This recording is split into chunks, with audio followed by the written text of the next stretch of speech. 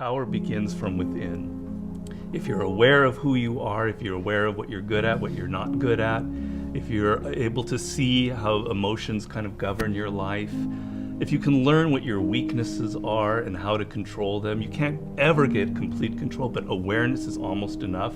Slowly through this process of knowing who you are and understanding other people and how they operate so you don't make stupid mistakes in life, you can increase that little tiny margin more and more and more, and you will be a person of power. Law number 1 in the 48 Laws of Power is called never outshine the master. And almost every single person in the world has violated that law, myself included. Basically how it works, you're so eager to impress your boss or whomever in your new job that you try so hard that you make him or her feel insecure. Like maybe you're younger and better than they are, and because of that, you're fired, or something bad happens to you, and you never know why. Do you think meditation is allowing you to make more interesting connections because of the quiet? Yes, I mean, I'm not going to go too deeply into this. It's a theory of creativity that's not my own, but that I use a lot in Mastery. And basically the idea is that ideas are generated in the unconscious. They're not generated consciously. Your conscious mind is very limited what you can hold in your memory. Right. But unconsciously, in your subconscious, when you're asleep, when you're dreaming, the mind is filled with thousands upon thousands of ideas and things that are there, that are lingering there.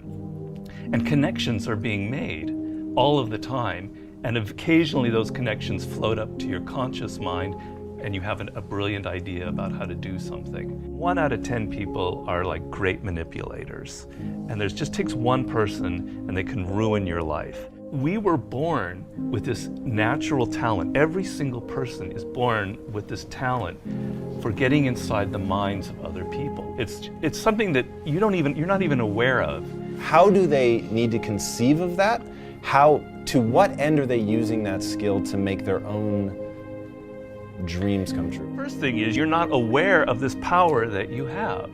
You're walking around in life, I'm not critical because I'm the same, sort of sleepwalking. You're inside hearing your own thoughts day in, day out, like a continually, circling loop in your head. And you're not aware of the fact that if you stop that and you look at other people, a world opens up to you. So what's the first component of that world? Nonverbal communication. 95% of what really matters in communication between people is not through words. Words are used to deceive you, to disguise what people are really thinking. What are just a step or two that they can take down that path starting today?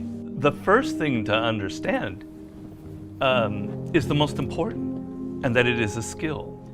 If you want to play the piano, you can't just sit down and suddenly play. You've got to practice it. You've got to practice it every day. And if you practice an hour a day, you're going to get better at it. Why are children able to learn and an adult can't?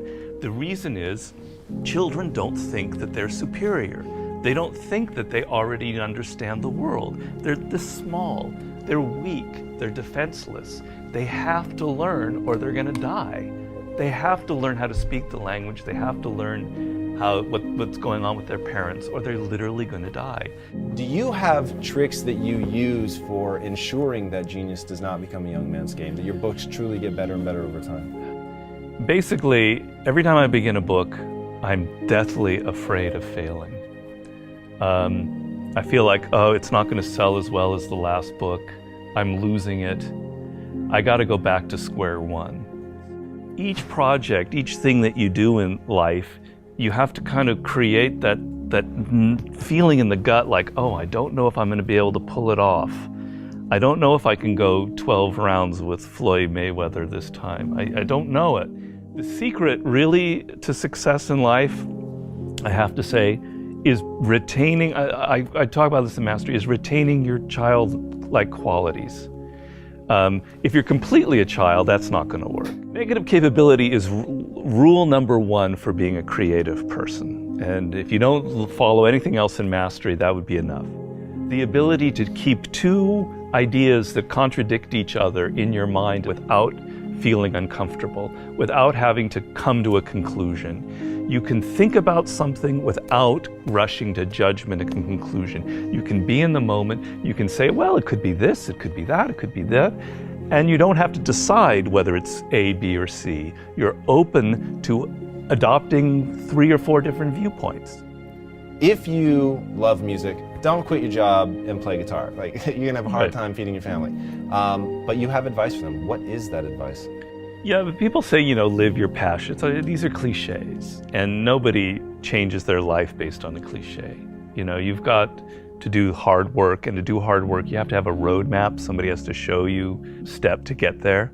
Working for yourself, starting your own company, doing what you love should be everybody's goal. The process begins by first knowing what you really love. And believe me, I do a lot of consulting. A lot of people have no self-awareness. They don't even really know what it is that they were meant to do in life. They loved music when they were a kid, but then they got into law or whatever because of their parents, and then they don't know who they are anymore. Well, do I really like music?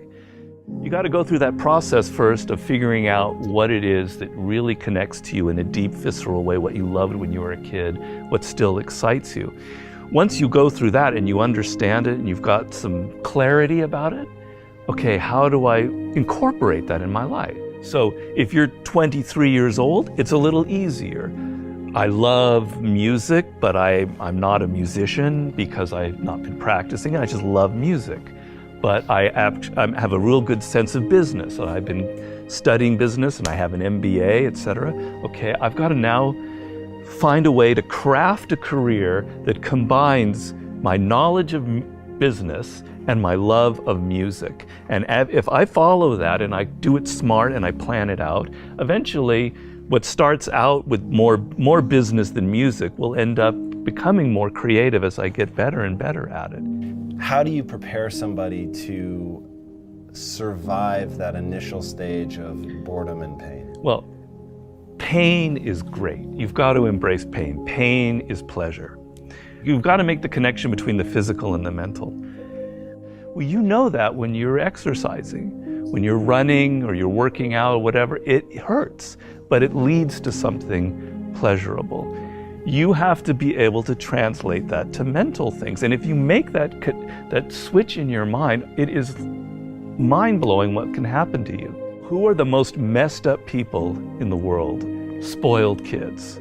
Kids who are given everything, who have a rich father or mother and they don't have to work or try. They are the most messed up people you'll ever meet. Each person, I make this point in Mastery, is born unique. And it's kind of one of those cliches. Yeah. But there's science to it. The science is your DNA will never be repeated. The way your brain is wired will never be repeated. Your experiences in life, you're one of a kind. And it's an amazing thought if you think about it. Of all of the billions of humans that have lived and will ever live, there will never be anybody who is wired like you are wired. And the problem in life is as you get older, you can become more and more like other people. You spend a lot of your time thinking about what other people like, and you're not aware of what you like.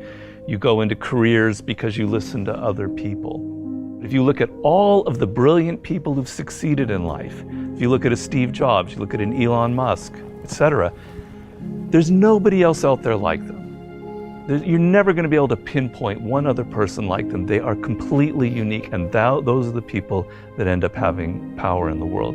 So if you're going to be able to create that website, that blog, that whatever it is, that startup that is different, that has its own niche and reflects you, something good will happen from it. Control people's perceptions of reality and you control them. It's a great military strategy.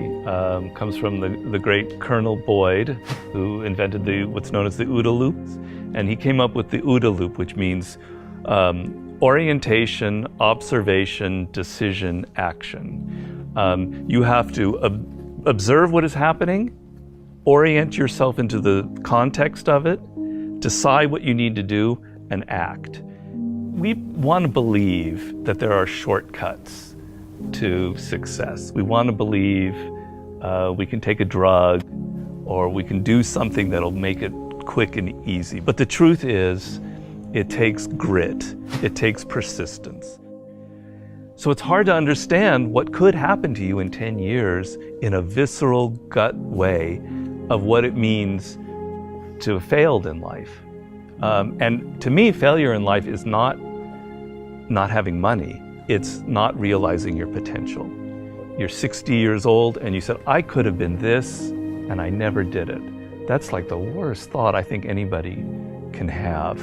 And you don't think about it in the moment because your life is okay, but you've got to wake up and understand that there's an urgency here, and that if you're not practicing something now, if you're not aware, if you don't have a path towards something better, you're rotting on the vine, and that day of reckoning will come at some point, and it will be painful. You're not going to feel it suddenly, it'll be slow, but it'll come and it won't be good. Just being aware that you now have a plan is enough to lift you out of that depression. Okay, I'm working at Burger King, but I know I'm going to get to this community college and get a degree here after I save enough money.